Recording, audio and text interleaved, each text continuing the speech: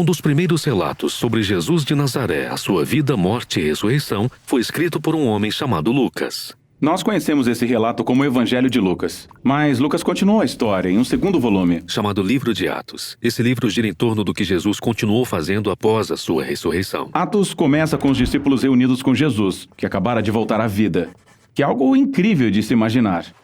E durante semanas, o Jesus ressurreto continuou ensinando a eles sobre o seu reino de cabeça para baixo, a nova criação que ele iniciou através da sua morte e ressurreição. Isso é algo emocionante e os discípulos estavam prontos para divulgar este reino para o mundo. No entanto, Jesus manda que eles aguardem e permaneçam em Jerusalém até receberem um novo tipo de poder e assim possam ser fiéis testemunhas de Jesus e seu reino. Então ele diz que sua missão vai começar em Jerusalém, depois seguirá para a Judéia e Samaria e de lá para as nações. Isso é como um roteiro para o livro inteiro de Atos. Em seguida, os discípulos viram Jesus entronado como rei de toda a criação. Então os discípulos aguardam, se perguntando quando esse poder virá. Chega a época do Pentecostes. O Pentecostes é uma festa israelita antiga que ocorre no início do verão, e milhares de judeus peregrinos voltavam para Jerusalém vindos de todas as partes do mundo.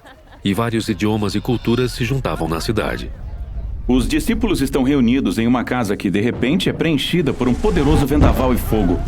O fogo se reparte em línguas de fogo que pairam sobre a cabeça das pessoas. Mas o que é tudo isso? Lucas está tocando num tema repetido do Antigo Testamento. Quando Deus se manifestou de forma parecida no Monte Sinai, ele fez uma aliança com Israel e lhe deu os 10 mandamentos. Mais tarde, quando a glória de Deus se manifestou na forma de uma coluna de fogo, ela preencheu o tabernáculo quando Deus veio habitar entre eles. Mas era somente uma coluna de fogo, não muitas. Isso mesmo, Lucas está apontando um fato importante aqui. Essa é a presença pessoal de Deus do templo, o Espírito de Deus que foi predito pelos profetas de Israel. E agora iria habitar no novo templo do corpo de Jesus, ou seja, no seu povo. Eles se tornaram pequenos templos móveis, onde agora Deus iria habitar. E eles começaram a contar histórias sobre Jesus em idiomas que não conheciam antes. Mesmo assim, os visitantes conseguem entendê-los. O que estava acontecendo? Bem, Pedro se levanta e explica que esse é o cumprimento da esperança de Israel com base nas Escrituras. O plano de Deus sempre foi usar a família unificada de Abraão para trazer paz e justiça ao mundo. Mas as tribos de Israel haviam se espalhado por causa do exílio. Agora, aqui no Pentecostes, representantes de todas as tribos se reúnem e são apresentados ao seu Messias, o Jesus crucificado e ressuscitado, para que agora possam se tornar o povo restaurado de Israel. E milhares deles começam a seguir o caminho de Jesus. O que nos leva ao relato de Lucas sobre os 2 templos. Há o templo que Herodes construiu em Jerusalém, onde os discípulos de Jesus vão adorar como os demais israelitas. Mas agora também há o templo de Jesus, que consiste em pessoas. Esse templo está se reunindo em lares por toda Jerusalém. E essas pessoas estavam vivendo as suas vidas de uma maneira radicalmente nova. Certo, pense nisso. Muitos desses peregrinos nem são de Jerusalém. Eles formaram essas novas famílias onde todos dependiam uns dos outros. Sim, as pessoas estavam vendendo as suas coisas e cuidando dos pobres que viviam entre elas. Elas tomavam as refeições juntas. Elas faziam suas orações diárias juntas. Elas estavam aprendendo com os apóstolos o que significava viver como se Jesus fosse o verdadeiro rei do mundo. E deve ter sido emocionante. Mas nem tudo é diversão e brincadeira.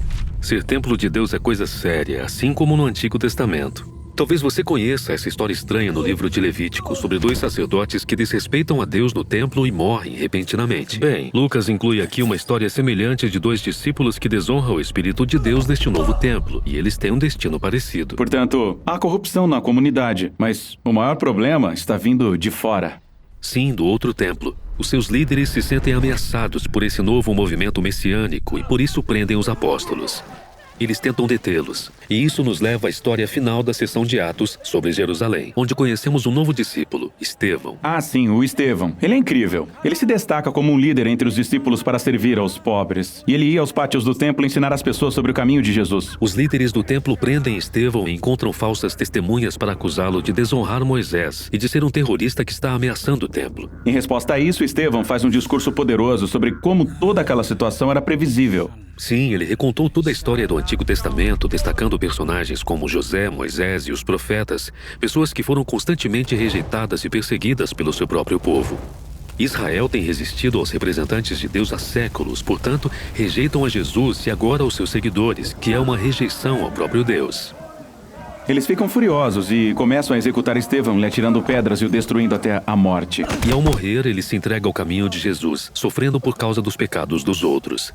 E então ele exclama com a voz bem alta: Senhor, não condenes esta gente por causa deste pecado. Isso foi basicamente o que Jesus disse antes de morrer. Exatamente. Estevão se torna o primeiro mártir do movimento de Jesus, precedendo muitos outros. Mas essa perseguição contém sementes de esperança, razão pela qual Lucas nos apresenta um novo personagem aqui, um líder religioso chamado Saulo. E ele fica de pé diante do cadáver de Estevão e até aprova o que aconteceu. Espera aí, Saulo? Você quer dizer que era o homem que se tornou o apóstolo Paulo?